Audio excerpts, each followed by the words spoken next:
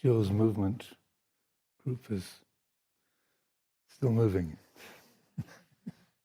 So I thought we could chant the Dhammacakkappavattana Sutta this evening. That's in the golden-coloured chanting books.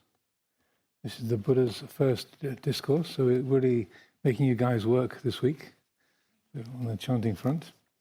So this is page 3 of the golden-coloured chanting books. We'll just do the Pali, but maybe if we should wait, you can find the place. We'll wait for a few minutes to see if Jill and the other half of the people will arrive.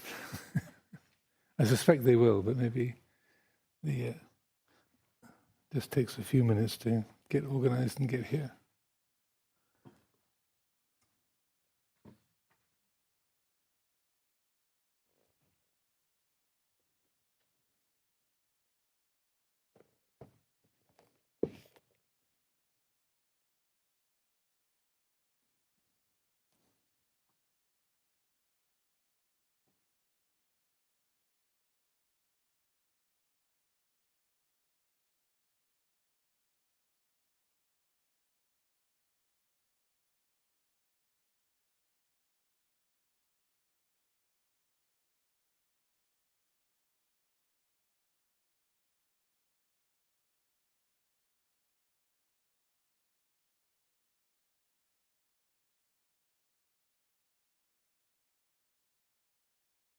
If you're interested, I see a few of you are reading the translation already. I'm guessing you're reading the translation, so while you're waiting, you can appraise yourself with the English. It's on the opposite page, line by line, so it gives you a sense of the meaning of the words we're reciting. So this is the Buddha's first discourse to his 5 companions that had left him in disgust a few months before, or some time before he went off to practice by himself, and he's rejoined them in the deer park outside of Varanasi, and they've decided they're ready to listen to him, and this is the insight, the teaching he offers for the benefit of his 5 companions.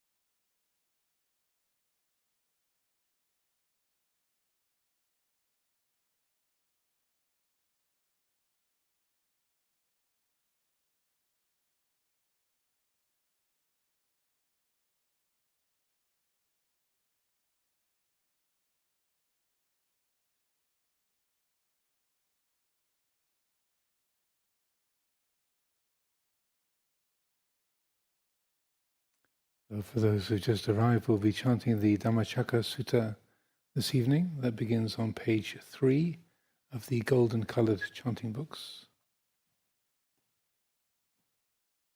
This is the Buddha's first discourse on the first teaching on the Middle Way and the Four Noble Truths.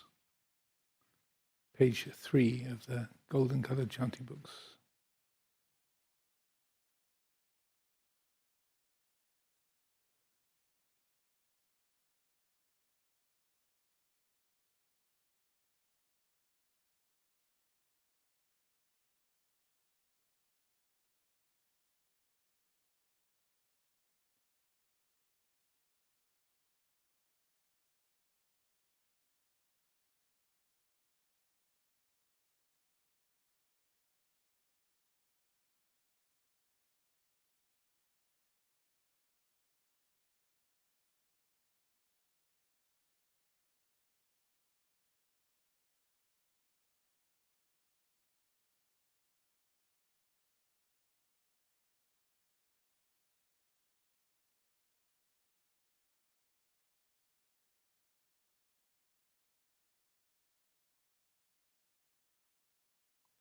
I think we can just begin.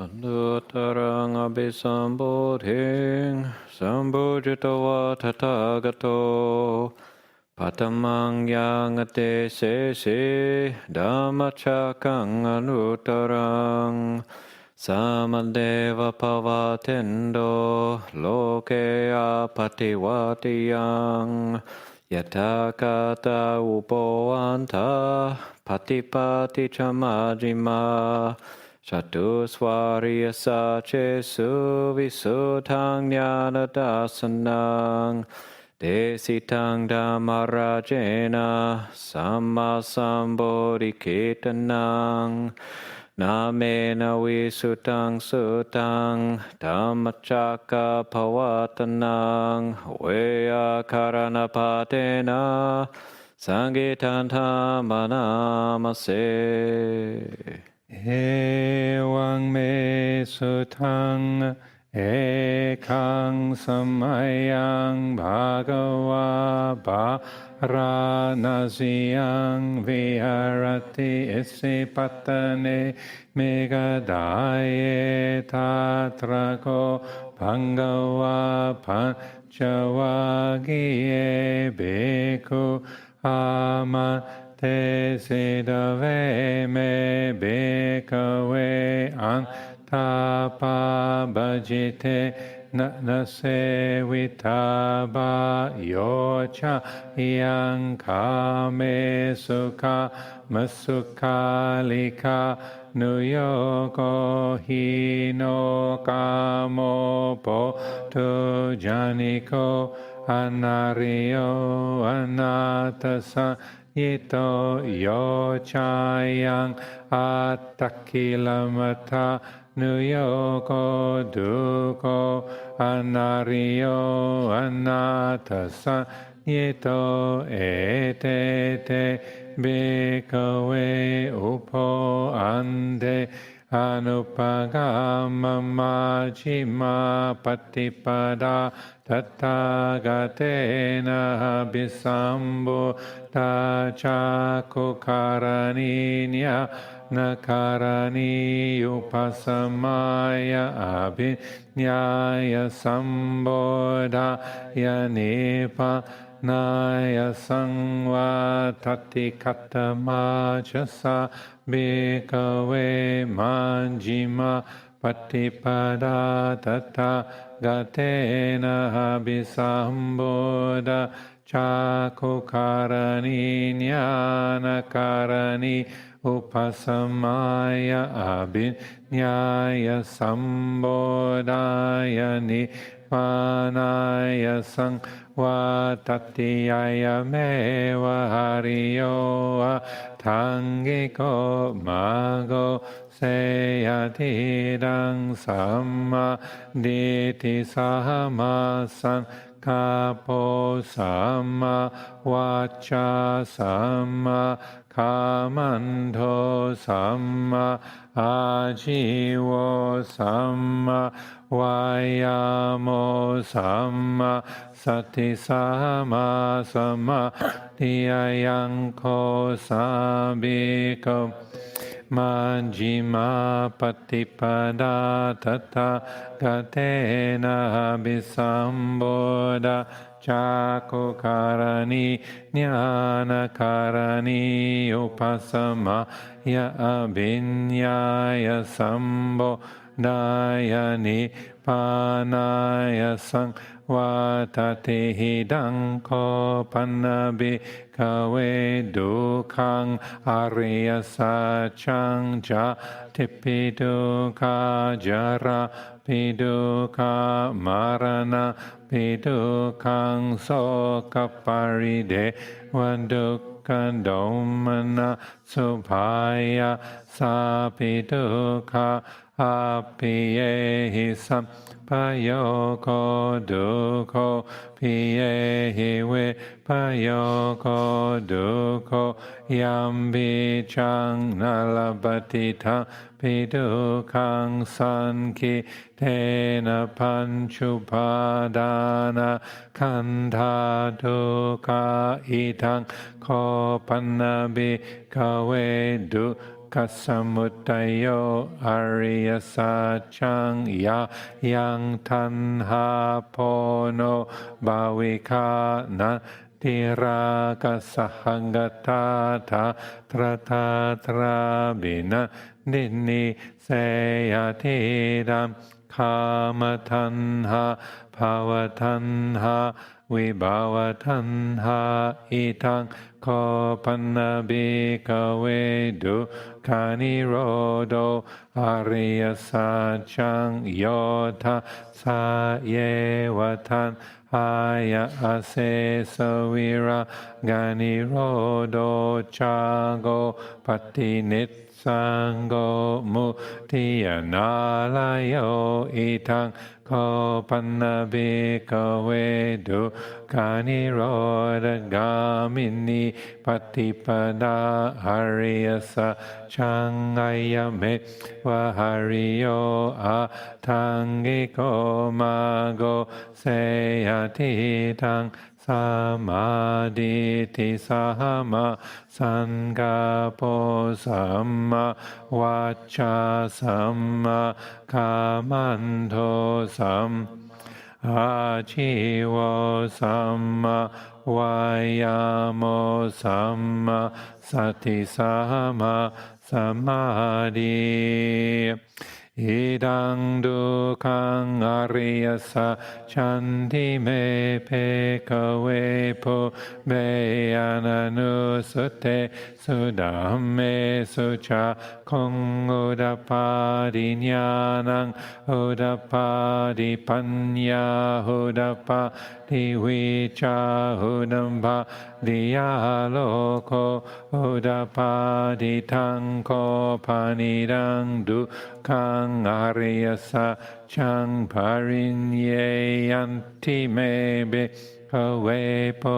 เปยานานุสุเตสุดัมเมสุจาคงอุดปาดิญาณังอุดปาดิปัญญาอุดปาดิวิชาอุดัมภาดิยาโลโกอุดปาดิทังโคปานิดังดุขังอริยสัจจังปริญญาทันติเมเบกเวปุเปยานานุสุเตสุดัมเมสุจาคงอุดปาดิญาณังอุดปาดิปัญญาอุดปาดิวิชาอุดัมภาดิยาโลโกอุดปาดิอิดังทุกขสมุทัยโยอริยสัจจันติเมเภกเวปุ Ananu Sute Sudame Sucha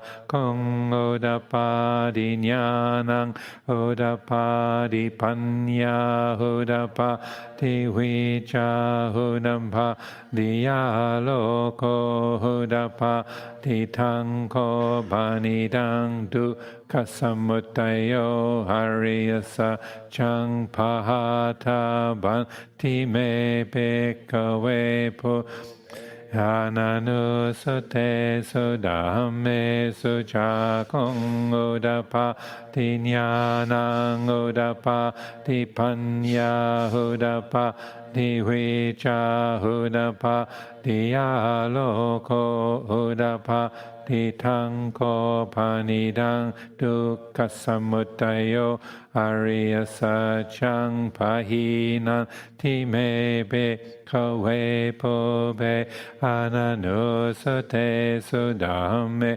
Suchakong Udapadi Nyanang Udapadi Panya Udapadi Vicha Udapadi Aloko Udapati Idang Dukkani Rodho Ariyasa Chanti Mepe Kawe Pobe Ananu Sute Sudame Suchakong Udapadi Nyanang Udapadi Panya Udapadi Vicha Udapadi Aloko Udapadi Tanko Panidang Dukkani Rodho Ariyasa Chang Satchikata Banti Mebe Kawe Pobe Ananu Sute Sudame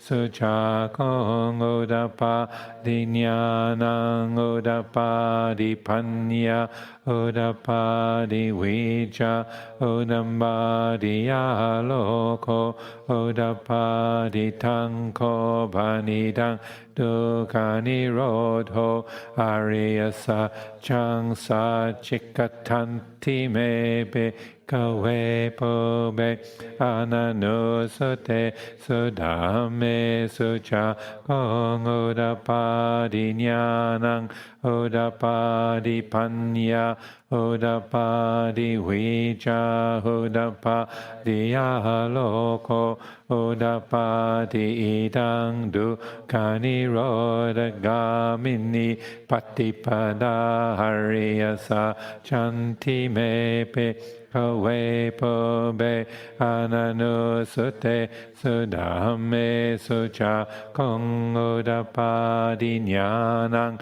Udapadi Panya Udapadi Vicha Udapadi Aloko Udapadi Tanko Banidang Dukkani Rodhagamini Patipada Ariyasa Chang Bhaveta Banti Me Pekawe Po Ananu Sute Sudame Suchakong Udapadi Nyanang Udapadi Panya Udapadi Vicha Udapadi Aloko Udapadi Tanko Panidang Dukkani Rodhagamini Patipada Ariyasa Chang Bhavitanti Me Bekawe Po Nu Sute Sudame Suchakong Udapadi Nyanang Udapadi Panya Udapadi Vicha Udapadi Aloko Udapadi Yavaki Vanchame Bekawe Ime Suchatu Suariyasa Che Sue Wan Ti parivatang dava dasakarang yatha bhutang jnana dasanang nasuvisudang ahosi nevatawa hang bhikkhave sate vake loke samarake sabrahmake sa samana brahmaniya pacaya sate vamanusaya anu tarang samma sambodhing abhisambodho pachanya sing yato chako me bhikkhave ime suchatu suariyasa chesu evan ti parivatang dava dasakarang yatha bhutang jnana dasanang suvisudang ahosi atahang bhikkhave sande vake loke samarake sabrahmake sasamana brahmaniya pacaya sate vamanusaya anu tarang samma sambodhing abhisambodho pachanya sing jnanancha pannameda sanang udapati yakupame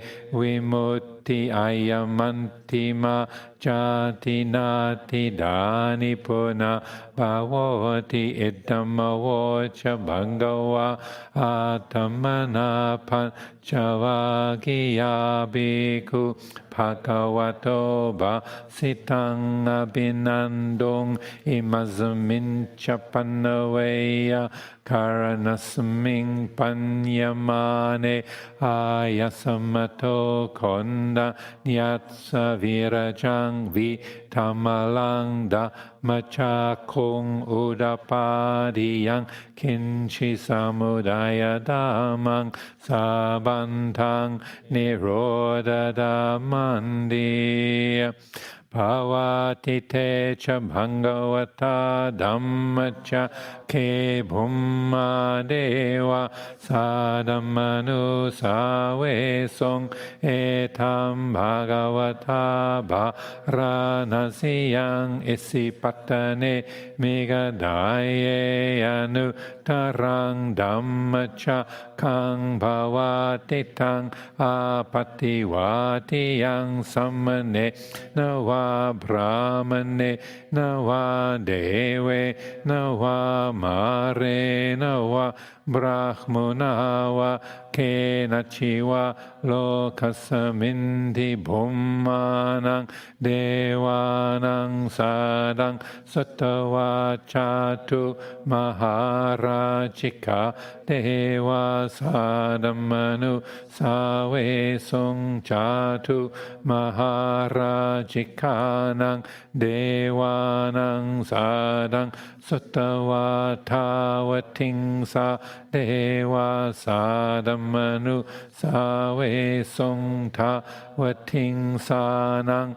devanang sadang sattva yama deva sadamanu save sung yamanang devanang sadang sattva tusita deva sadamanu save sung tusitanang devanang sadang sattva nimanarati deva sadamanu save sung nima naratinang devanang sadang sattva parani mittavasavati deva sadamanu save sung parani mittavasavati nang de Sadang Satawa Brahmakayika Deva Sadamanu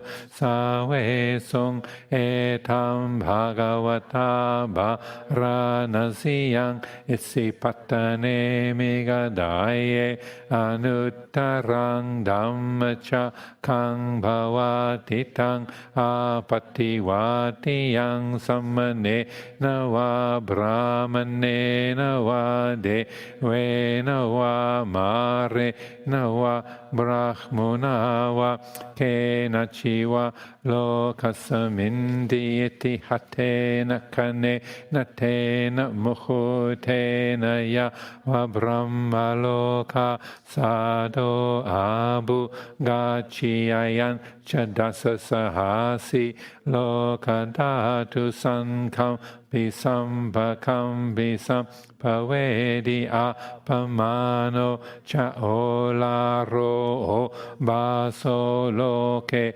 patura hosiatika meva devanang deva nupavang atako bhangava utanang udanesi anya si watabo kondanyo anya si watabo kondanyo ti itihidang ayasamato kondanyatsa anya kondanyo tawewa namang ahositi Dhamma Chakkapavatana Sutang Nititang.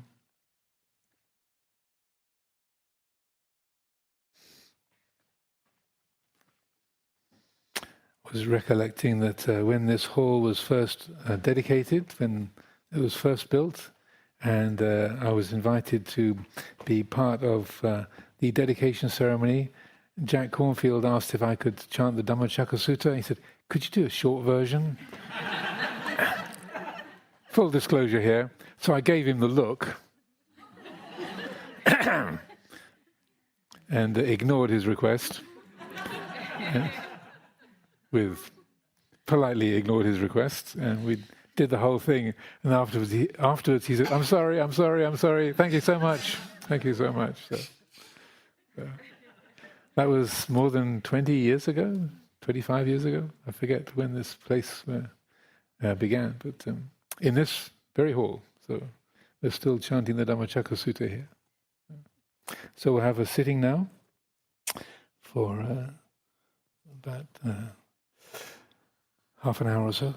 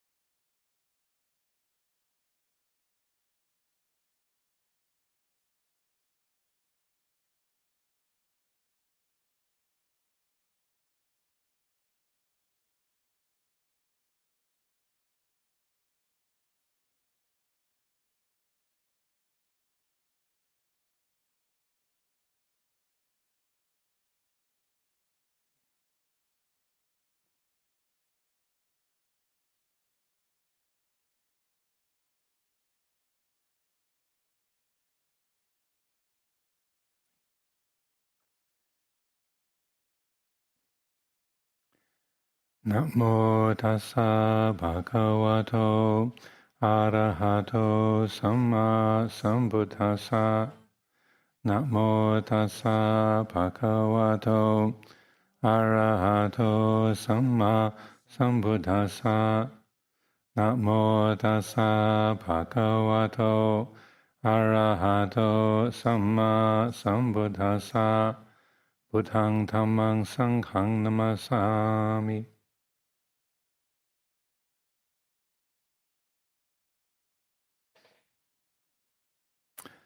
I thought this evening I could speak a bit about dependent origination, since that's in the title for the retreat, and this is one of the areas we're exploring. And as I was mentioned earlier, this is a teaching that's spelling out the way to get from truth number 2 to truth number 3, the origins of dukkha, dissatisfaction, to the ending of that.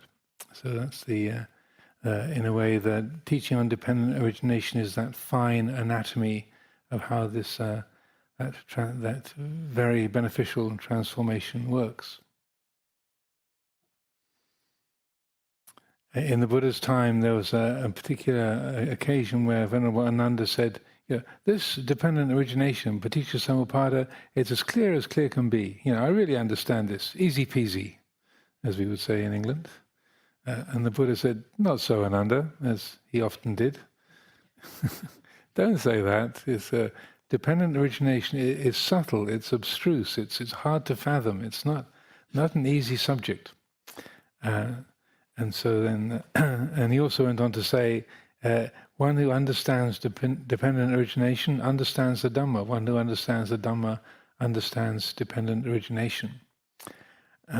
So please don't assume you'll get the whole thing figured out in one evening, let alone one 10-day retreat. It takes years and years, I've found, of investigating, digging into it, getting a feeling for what the different terms mean and how things fit together. And they're taking the ideas, the words, the languaging of it, and measuring that against our own practice takes a long time, a lot of effort. But it is an extraordinarily valuable teaching. And so I'm very happy to dig into that a bit this evening and have this week to investigate that together. One of the things to say, first of all, is we have expressions like the wheel of birth and death, bhava chakra, the wheel of becoming, and dependent origination in the classical images of the wheel of birth and death. Many of you have probably seen this kind of, the iconography of a circular shape divided into 5 or 6 sections and then held in the grip of a demonic being. Well, the being holding that round shape is Mahakala. Kala means time, so great time.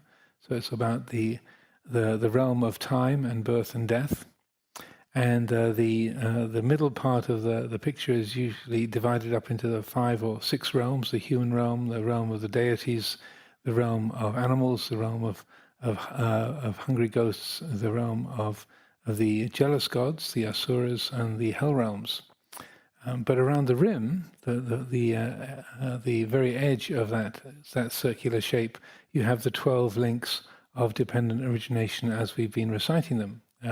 And then it's all represented in visual form, so it's like an easy teaching aid. And the legend goes that when during the Buddha's time, Mahamoggallana, who was a great visionary and could visit different realms of existence, he would come back and tell stories to the other Sangha members about the different realms he'd visited and what he'd seen there. And he was asked to paint a picture depicting the 6 realms, and that the legend goes that it was Mahamoggallana was the original painter of that picture, and you find it within pretty much every Buddhist culture in the Far East and around the world nowadays. So you find it in India, in Sri Lanka, in Thailand, Myanmar, Cambodia, Laos, Vietnam, China, Korea, Japan, Mongolia, Tibet, everywhere. So this kind of languaging of the wheel of birth and death, or the wheel of becoming, this is quite mythic and can seem a bit sort of remote and far away. But I would say that I would suggest, as per the question of in the title of this retreat, is that are the teachings on the Four Noble Truths and dependent origination still relevant?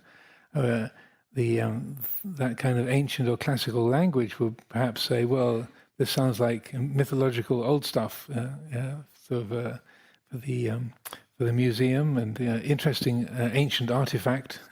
But you can also very realistically and helpfully understand this wheel of becoming, the bhavachakra, as the cycles of addiction or the cycles of obsession, the cycles of anxiety, of recovery, relapsing, relapsing, and very much a part of our modern day world.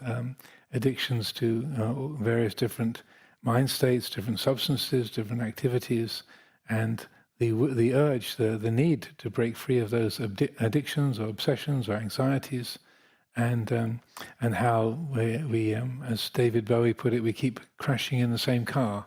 We can't just decide to get rid of our addictions and there they go.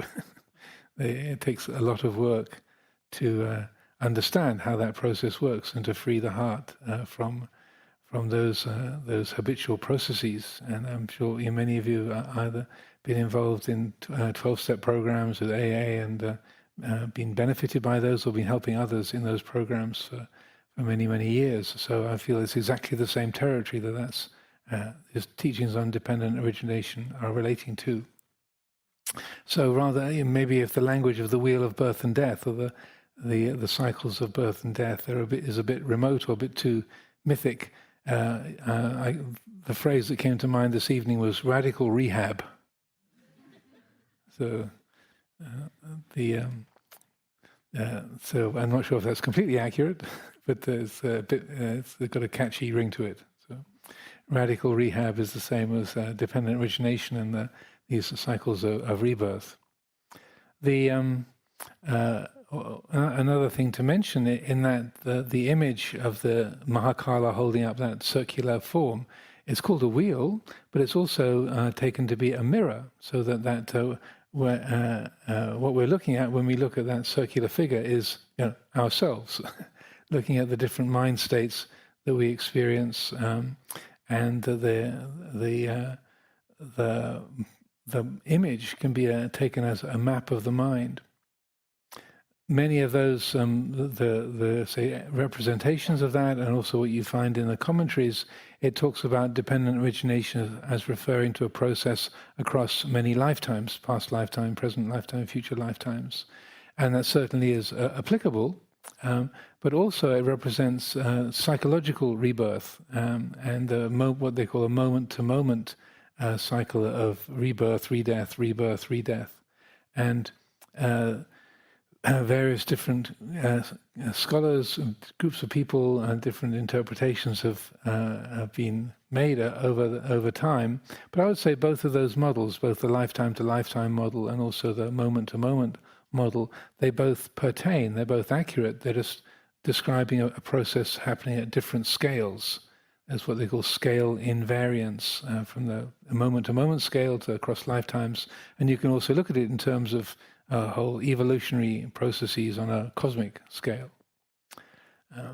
The great Buddhist scholar in Thailand, Venerable Payutto, was looking at this and did a study for his own interest on the proportions of those the ways of speaking about these teachings, and he discovered that if you look at the original suttas, the Buddha's teachings, about 2/3 refer to the moment-to-moment form of a dependent origination, and 1/3 across lifetimes. If you look at the commentaries, the later literature, it's the other way around. So about 1/3 refers to the moment-to-moment interpretation, and 2/3 represent lifetime to lifetime. But I would say, for the purposes of this retreat and our investigations here, and also because it was the focus of our great teachers, Lumpur Cha, Lumpur Sumedho, also Ajahn Buddhadasa, a very influential teacher in Thailand in the recent times. The main focus was the moment-to-moment interpretation, and that describing how we get basically how when the mind is unaware, when there's a lack of awareness, we get caught up into what we love, what we hate, what we fear, what we desire, what we have opinions about, and how we keep getting born into mind states of excitement, intoxication, fear, or irritation, and so forth. So it's very much a practical teaching, and that the process described in the 12 links in this respect, in the moment-to-moment interpretation, happens very, very quickly. Luang Por Chah said, when you look at dependent origination, you try to track each of the 12 steps.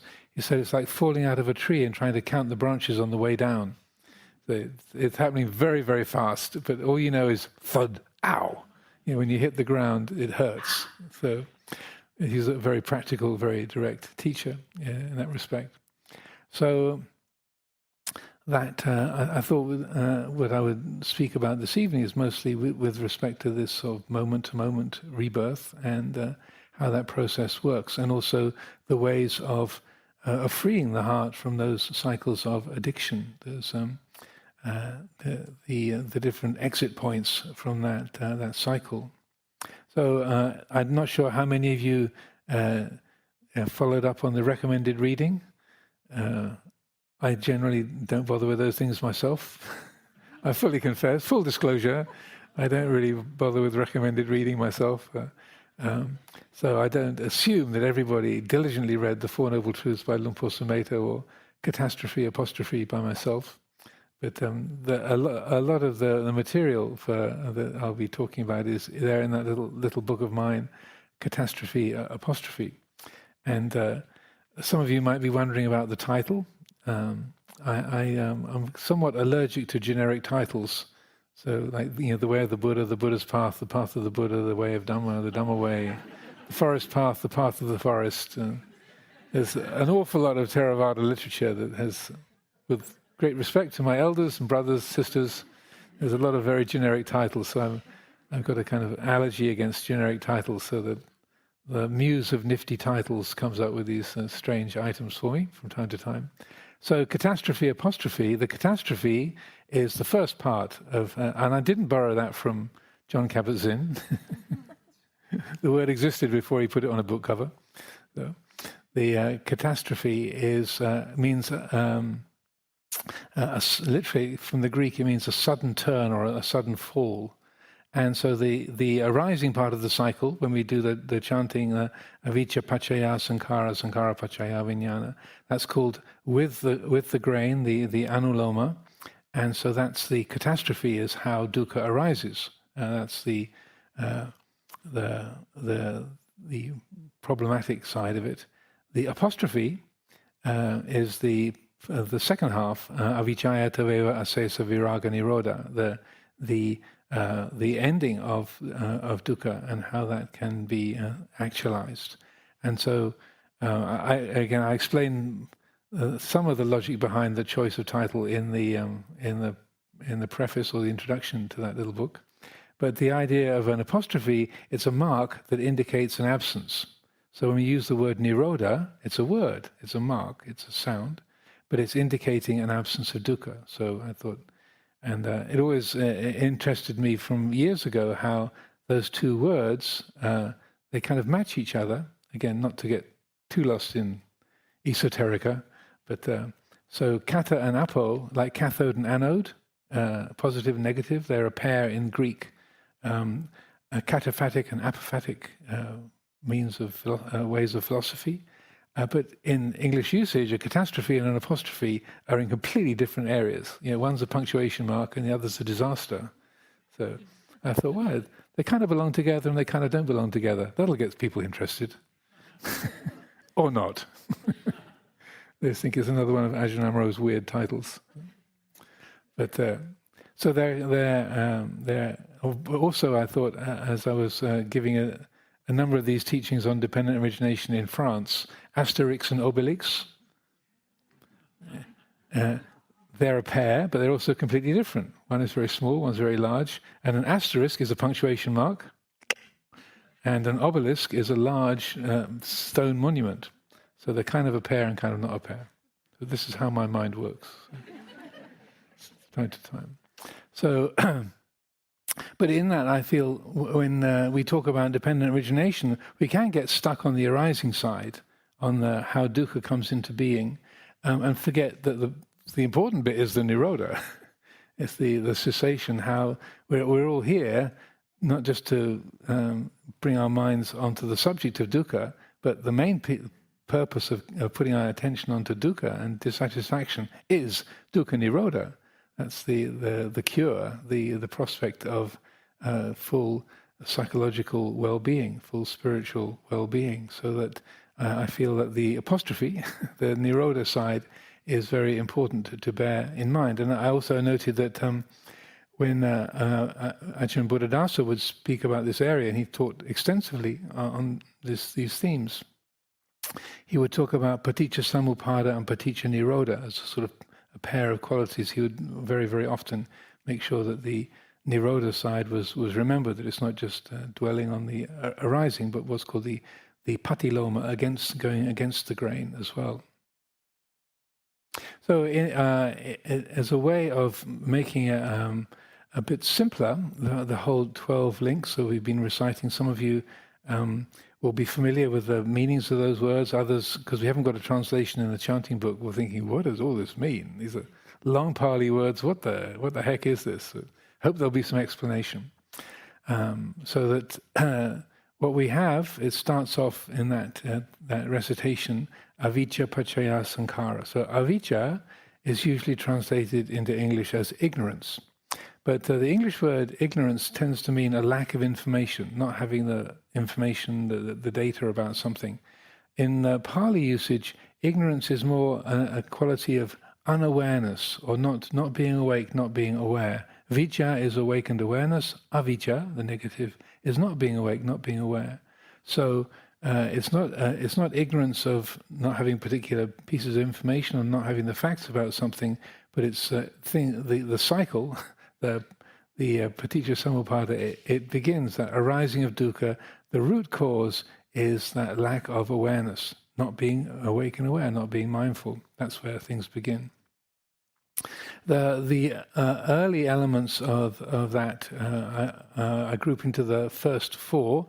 So avijja, ignorance, conditioning formations, also sankhara, also translated as volitional formations. And then conditioning consciousness, discriminative consciousness, conditioning namarupa, mentality and materiality.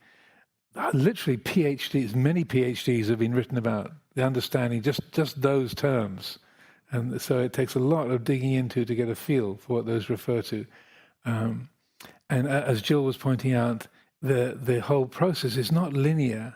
It's not like A causes B, B causes C, C causes D in a sort of neat, precise causal chain with every link being exactly the same. You've actually got, in Buddhist psychology, 24 different ways in which those elements can be linked to each other. So it's not A causes B, B causes C. And getting a feel for that, the connectedness between the different links, is also part of the practice and part of the investigation. So the word paccaya means condition, so it affects or has some relationship to. It's a very, very broad term, so that there's a connection between these. So they could be arising together, or one could be a subset of another. But I won't go into all those 24 different modes of conditional relations, but suffice to say, it's not linear, and that it's the relatedness between the different links is something that is helpful to get a feeling for. But for the purpose of this evening, I just say that the first four links, from ignorance to formations, consciousness, and namarupa, mentality and materiality, that's the setting up of the subject-object duality. So when the mind doesn't see clearly, then there's an experiencer and an experienced, a knower and a known, a here and a there.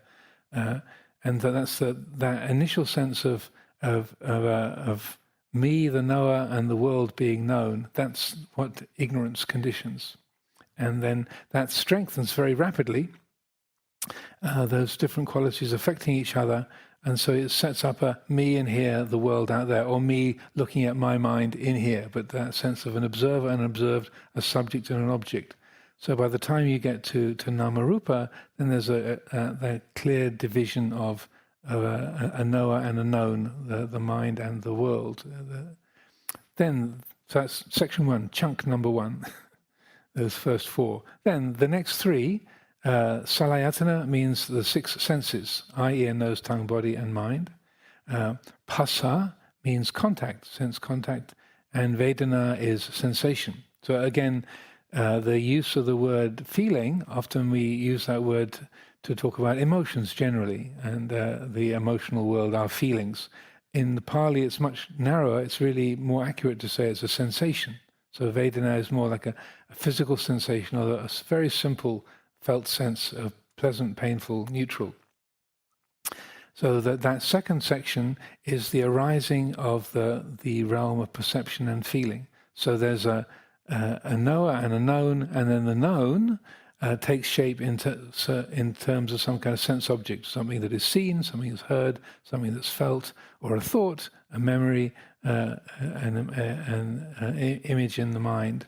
And so that the attention lands upon that sense object, and there's a feeling that comes from that is pleasant, painful, or neutral. I would say also that it's very, very impressive to me. I did a joint major many years ago in psychology and physiology at London University, and one of the really interesting things coming across Buddhist psychology is how much the Buddha's teaching matches the sort of neurophysiology of perception and thinking. It's kind of, I mean, it shouldn't be, as a Buddhist monk, it's not amazing to me that the Buddha understood this all.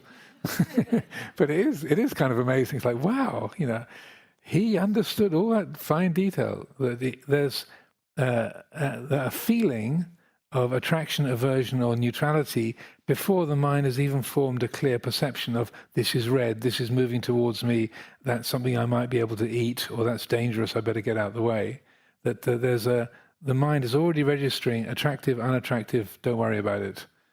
Even before a distinct perception has crystallized.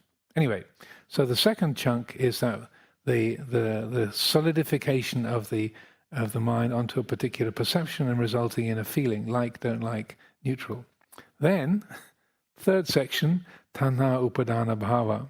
So craving, tanha, upadana, clinging, and then bhava, meaning becoming. That's the third section. So that's where because of ignorance being there, because the mind is not seeing clearly and is not awake, not aware, then there's an immediate crossing from the feeling of I like to I want, I got to have, and then I'm going to get. And so tanha upadana bhava, craving, clinging, and becoming, so that the mind latches onto a pain in the body, a sweet memory, the smell of some food, the sight of somebody's shawl that you are envious of. And, ooh, I want one like that. That whatever it might be, the sense object from feeling of attraction, aversion, or indifference, a neutral feeling, then it buys into that and gives that sense perception a false substantiality. That is really good, or that's really awful. I've got to have that. I can't stand that. I've got to get away from that. I need to get rid of that, or that shouldn't be, and that needs to be wiped out or destroyed, got rid of. So that's that outflowing tendency of the mind getting lost in its thoughts, its memories, its emotions, its perceptions, and so forth. And in that, the recitation of the Dhammacakka Sutta that we did, then there's 3 kinds of desire. Probably most of you didn't spot them, but in that dukkha samudaya section, kama tanha, the desire for sense pleasure, bhava tanha, the desire for existence or the desire for being, vibhava tanha, the desire for non-existence, for non-being. So I think Ajahn Nyaniko was talking about those yesterday evening, if I remember correctly. So that's the outflowing tendency of the mind into kama tanha, bhava tanha, vibhava tanha. Then, after the bhava, the becoming, then there's the point of no return. And the last section of the four is birth, and then aging, sorrow, lamentation, pain, grief, and despair, death, and dukkha. Sokapari deva dukkha domanasa upayasa. As one of our friends used to say, these are a few of my favorite things. Yeah? To adapt Julie Andrews and The Sound of Music.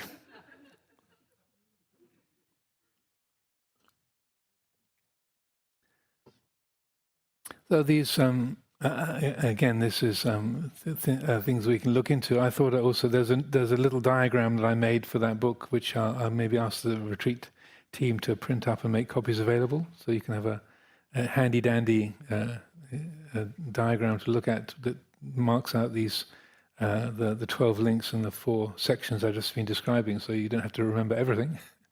But I feel it's helpful to be taking these, rather than trying to digest the entire sort of 12 links in all its aspects in one go, and like taking the Buddha's kind of encouragement or admonition to Ananda, like, don't think this is easy, Ananda, this is really complex, this is abstruse, it's subtle, it's hard to understand. And dividing it into these chunks, I found, for myself, I found that very, very helpful.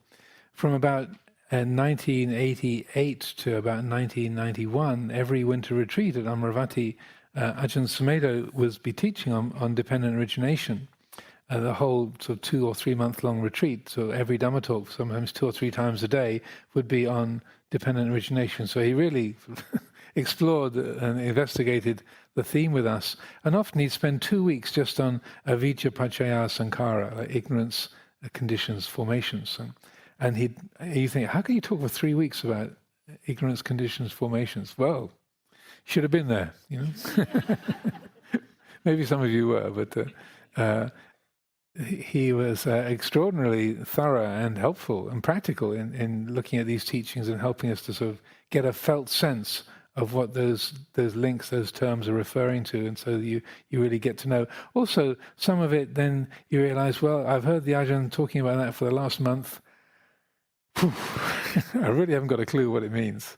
Okay, just park that on the shelf and just put that to one side. Okay, I can't really understand what the sankhara and vijnana are doing with each other there. Just leave that bit and get on to salayatana pasavedana, kind of perception and contact and feeling. Okay, that's more relatable, tangible. So that I found was extraordinarily helpful. And he would take a single chunk, like avijja paccaya sankhara, ignorance, conditions, formations, or the 6 senses, contact, feeling, and again speak about that over and over, exploring that for 2 or 3 weeks or a month, and then really helping everyone to get a sense of what that was referring to and the experience of that. So during this time together, I would also encourage that's something that you can do. You could take a chunk at a time, or one link, or one term, and say, what? So contact, what is that? So Vedana, sensation, how do I experience that? And to get to know what those terms are referring to. That division of the 12 links is one way of looking at it and getting to know the structure and how dukkha arises, how we get into that place of distress and discomfort. But also, it's helpful. What it does, it also it shines a light on the cyclical nature of our dukkha, our unskillful habits, how we keep on crashing the same car. And the way that the process works. And when one little teaching that the Buddha gave, very short teaching, it's in the Numerical Discourses, the Book of the Sixes, Sutta number 63, if I remember correctly, where he says, dukkha ripens in 2 ways. That experience of dissatisfaction, suffering, it kind of goes in 2 directions. So one is, when you get to that Sokaparideva Dukkha Domanassa Upayasa feeling, the ow. This is feeling lonely, insecure, unsatisfied. I want something, I don't know what I want. Things that haven't been working. That kind of fragmented, lonely, insecure, despairing feeling. So that's, we can ink in our own various forms of dukkha. I'm sure we have our own different ways of describing the dukkhas that we each feel and know. So what can easily happen, if there's a quality of ignorance, of not seeing clearly, then we want to get away from that feeling, right? That's what the whole consumer society and a lot of time, money, effort, and energy is spent getting away from that dukkha feeling. I think this is not news to any of us. And so what happens if we're not really awake and aware is we remember, something in us remembers the last time we felt yes, good. And that was usually at the bhava, the becoming stage of things, where we were thinking, yes, I've got this, yes, I'm going to get this, yes, at last I've got rid of that. And so that, and again, it's interesting that psychologically, the becoming is more compelling than actually getting or having arrived at something. I often mention there was one of the experiments I remember studying years ago was they sent out a number of people shopping with galvanic skin responders on them to measure their level of stimulation and excitement. And when these various psychological subjects went shopping, the moment of maximum excitement and stimulation is when you know you're going to get the thing that you're about to buy and you haven't got it yet. Once it's in your hand, you're already starting to get disappointed. Like the maximum absorption is just before you get what you want. And I also found that in the house at Pooh Corner, so any of you familiar with Winnie the Pooh and pre Walt Disney Winnie the Pooh, but in the book The House at Pooh Corner, there's the two friends, Pooh and Piglet, having a conversation. Piglet asks Pooh, "What's the best thing in the world, Pooh?" And Pooh says, "Honey." Of course, honey. And then I thought this was very insightful of the author. He says, "Well, actually," Pooh, and then Pooh said, "Well, actually, there's even better than honey is when you know you're going to get some honey and you haven't quite got it yet. That's the best thing in the world." Oh, right. Mr. Milne had been watching his mind and saw how that worked. So that pull of the becoming state, where the mind is absorbed in this, I'm going to get this thing, I'm going to get rid of this thing I can't stand, that's the moment of maximum satisfaction. It's sort of the endorphin flush in terms of neurophysiology. That yes moment.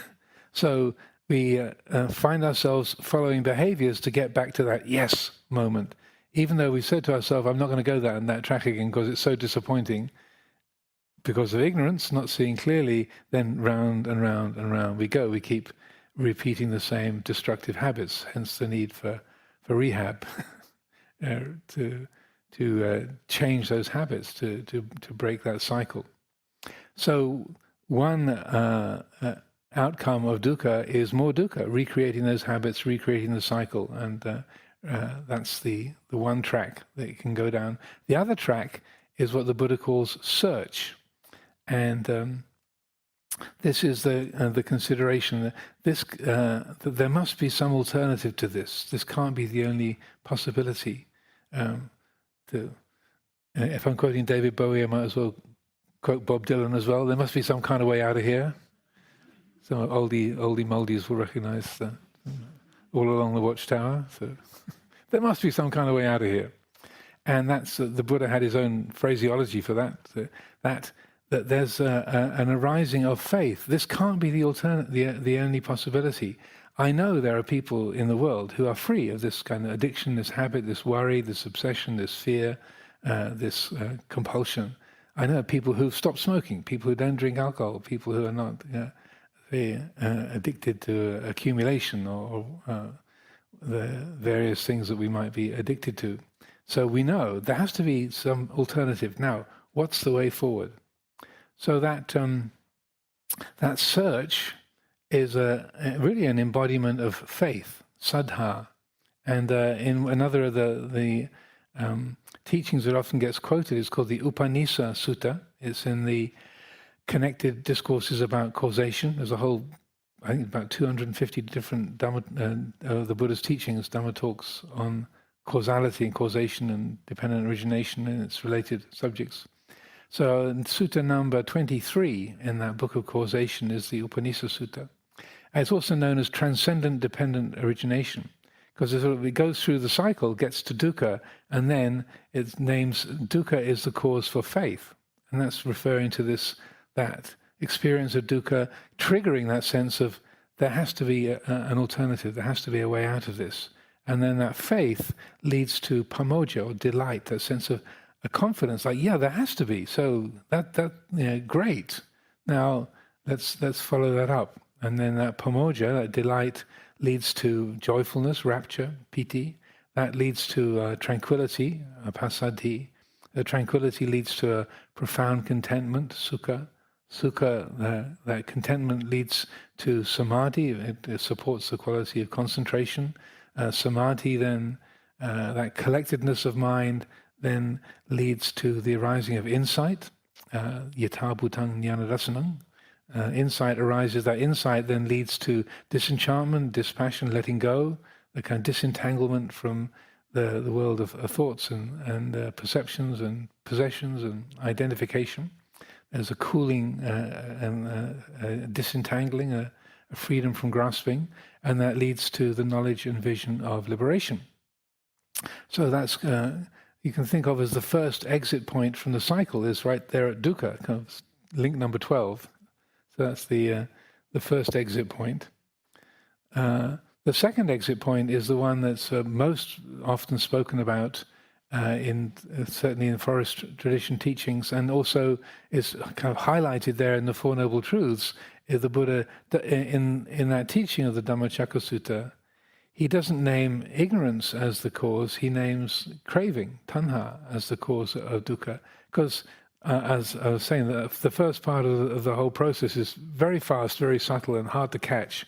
But craving, and feeling and craving, that's where things get very tangible, very visible, and so that's where it's most, in a way, the weakest link, or the most easy access to that process. And so that when there's a lot of wisdom and clarity, then there can be feeling, there can be perception and feeling, seeing, hearing, smelling, tasting, touching. It could be, again, like Ajahn Nyaniko was talking about last night, you can have intense feelings of pain, physical pain, or even emotional pain, and the attitude towards that can be completely spacious, cool, bright, and not suppressing the painful feeling, knowing it's there, but the mind making absolutely no problem about that. There's completely at ease with something that is painful. Every other kind of feeling could be completely at ease with extremely pleasant feeling, and not being carried away with that either. So it's not, when we talk about feeling, it's not just we can't dwell upon painful feeling, but there are also extremely pleasant sensations as well. I like to quote this dialogue between the Buddha and Ananda. It was during a time when there was a famine, and the only food that the Sangha had to eat was horse bran. And the suttas don't say what happened to the horses, but I got a sinking feeling that the horses had gone before the horse bran was available, since there was a famine on. But that's not mentioned. But, that was all there was to eat, so there was hardly any food for anybody. And Ananda is sitting with the Buddha and they're having their meal. And Ananda says, yeah, it's amazing, it's incredible that the Tathagata, the Buddha, can eat just this meal of such a simple, plain food as horse bran, and still be completely at peace and equanimous, with even such a bland tasting kind of food as this. And then the Buddha turns to Ananda and, as usual, says, "Not so, Ananda." There's a lot of not so Anandas in the teachings. I have a memory of Luang Por Chah telling this story. You can't find it exactly in this form in the Pali Canon, but you find it in in the northern Buddhist scriptures, in Mahayana texts, you find the stories spelled out in more detail. But I do have a memory of Luang Por Chah quoting this, so I think it's probably in the commentaries of the southern Buddhist world. Anyway, so the Buddha says to Ananda, Ananda, the sense of taste of the Tathagata is extremely acute. So even food such as this is extraordinarily sort of delicious. And then he takes some food from his bowl and gives it to Ananda and says to Ananda, here, eat this and you will taste the food as the Tathagata tastes it. It's a kind of magical trick he does. So Ananda takes this mouthful of food and then it's just an explosion of incredible flavors. In the Mahayana version of it, Ananda doesn't eat for the rest of the week. He's still sort of recovering from that. He's still got giddy from that one mouthful of bran from the Buddha's bowl. He kind of can't get over it. So it's like he's in a wow moment for a whole week on account of that. The Theravada is usually a bit more subdued, so it was just at that moment, for a few moments, Ananda was overwhelmed by the extraordinary explosion of taste that was there from eating the bran. And the Buddha says, yes, Ananda, this is what food tastes like to the Tathagata. And still, his mind is equanimous and at ease and not carried away, not intoxicated by even such powerful and delicious, extraordinary, beautiful flavors such as this.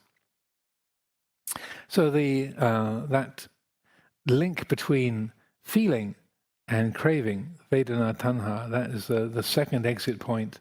And so that is very often spoken about as the weakest link. And so much of our training, again, as Ajahn Nyaniko was talking about the forest tradition life and the river of ants up his shoulder and the kind of discomforts that we might be experiencing in our training of living very, very simply and living in rough conditions. That learning to live at peace with feeling and not crossing the bridge from feeling into craving. And so much of our training and that oton, that patient endurance, is around learning how to be open-hearted towards feeling and not crossing that bridge into craving. So that's very strongly emphasized in our way of practice. So the third exit point. I mean, there could be many. This is just in my own sort of deliberations, reflections, is really like at link number one, and before link number one, which is not letting ignorance arise in the first place. So staying awake and aware, and that's the degree to which the mind can be fully awake. There can be full mindfulness in a continuous way, then the whole process doesn't get started.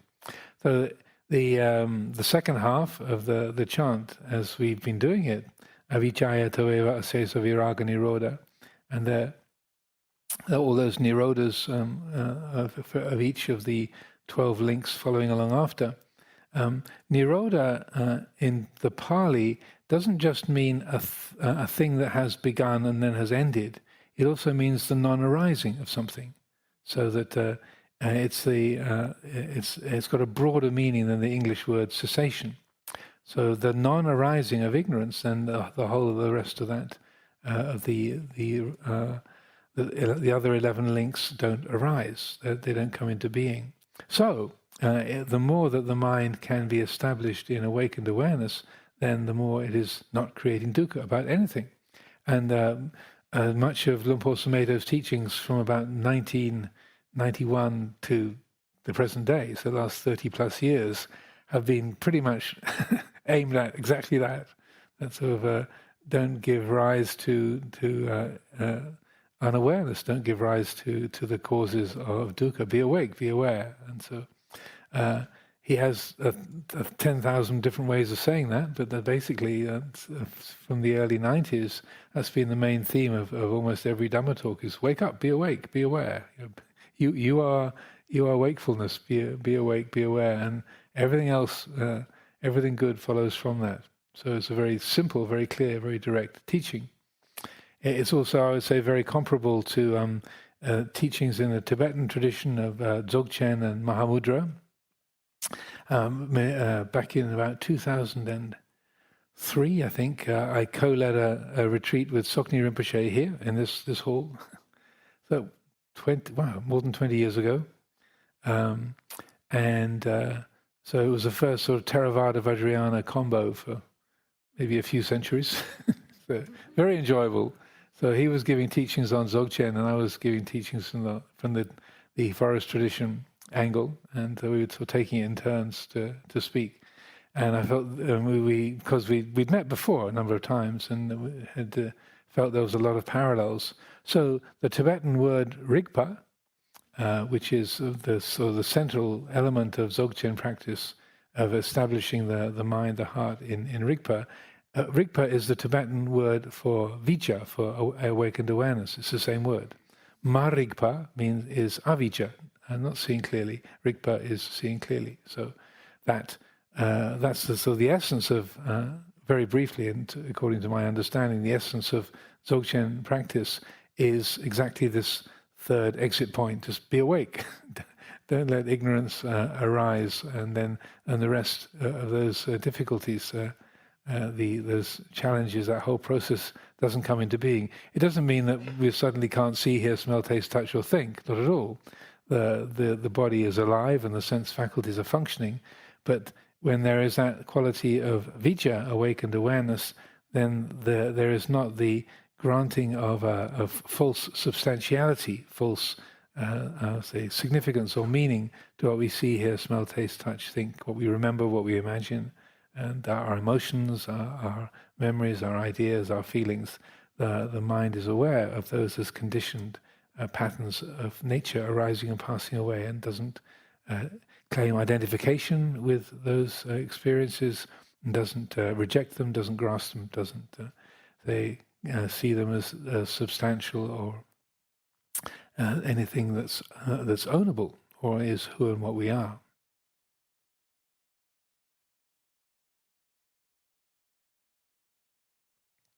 Each one of these exit points I could easily talk about for the rest of the week, as you can probably imagine. But just giving you the highlights or the kind of basic format. So I would say the fourth exit point, we're already back at number one. We were already back. So before stage one on the list of the 12 links. You might be wondering where's the fourth exit point? Well, I'd say it's way before even sort of link number one. And this is a short teaching that the Buddha gives, and it's very, very rare that he talks about the origins or the basis of the causes for ignorance, for avijja, for not seeing clearly. There's only a couple of places I know of in the whole Pali Canon where that's spelled out in with any kind of, in any way at all. And there's one particular sutta, he goes through a whole sort of causal chain. It's in the book of Numerical Discourses, Book of the Tens, Sutta number 61. Please don't assume I know what Sutta 60 or 62 are, but this is I do know what 61 is. So I've memorized this one. So what it starts off as, it emphasizes the importance of good friendship.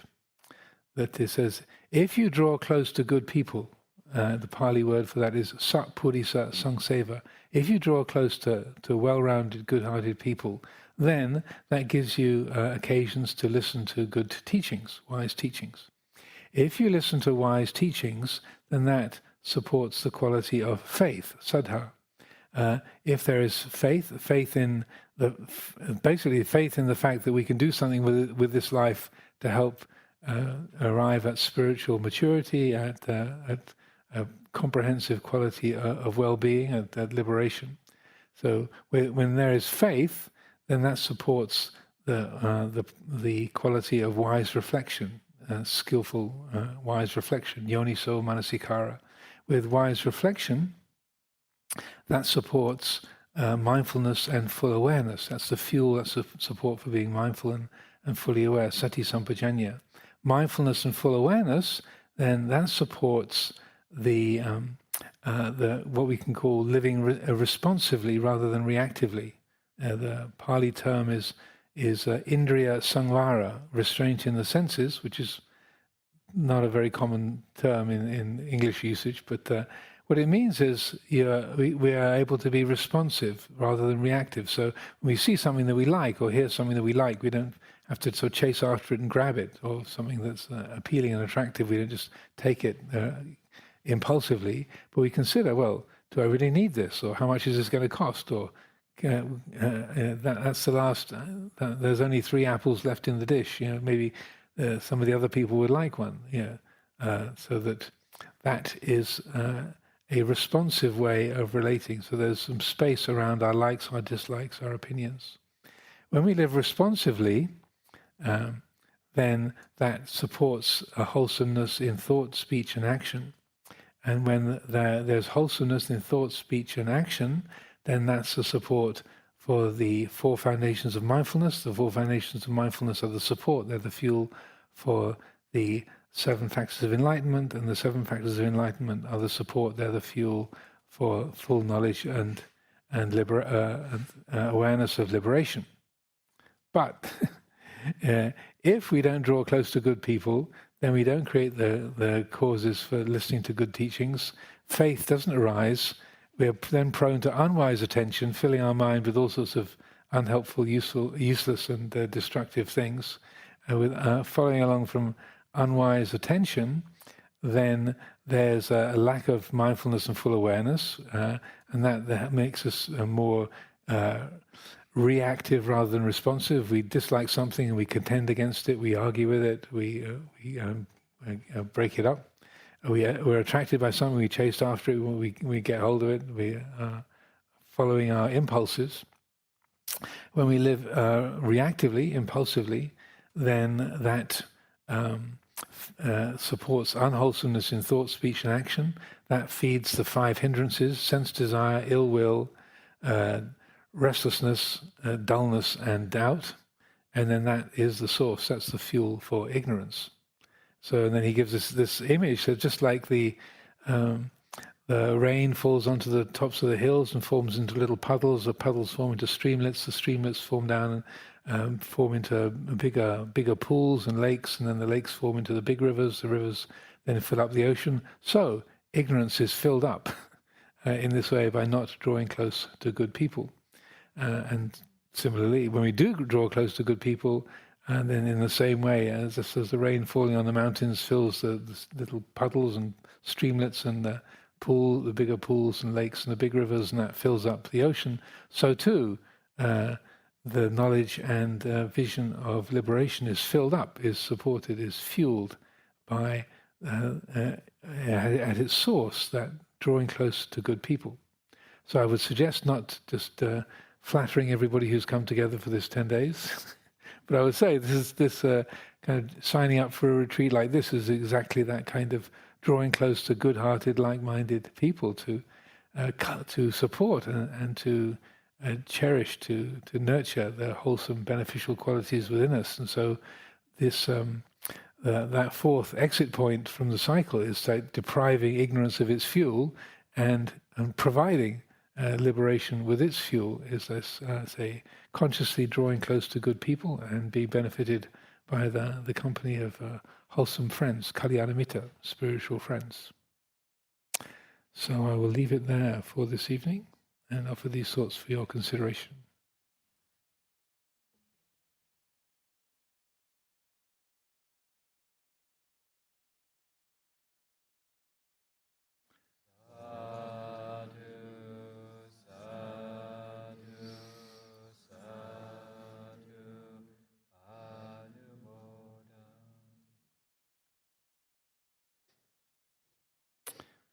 So let's close our evening, predictably, with the Dependent Origination, page 68 in the golden-coloured chanting books. We can make it a bit more light. Hopefully the words are a little more meaningful for you. Page 68. 68.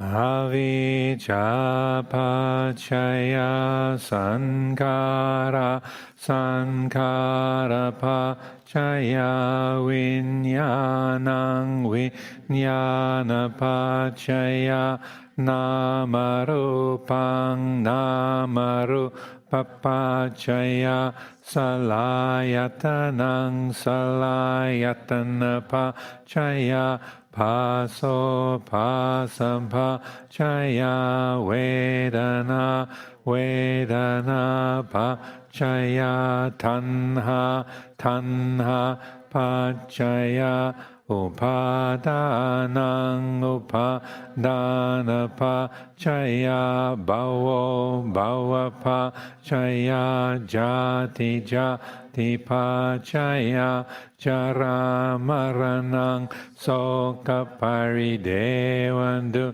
kandomana subhaya sa sambhavanti eva me tatsa kevala sadukha kanda sa samudayo hoti avijjayataveva ase savira ganiroda sankara nirodo sankara niroda vinyana nirodo vinyana niroda namarupa nirodo namarupa nirodha salayatana nirodo salayatana nirodha pasanirodho pasanirodha vedana nirodho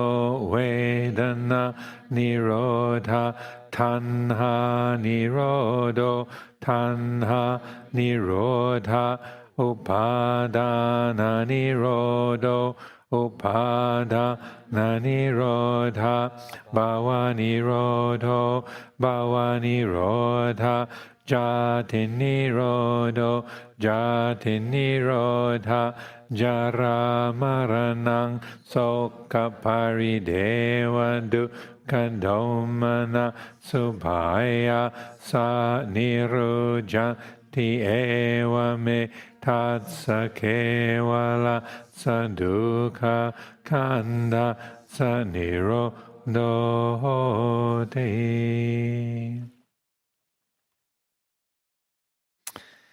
And then the closing homage, I think, is page 28, I think. Yes, closing homage in Pali is page 28 in the dark brown chanting books.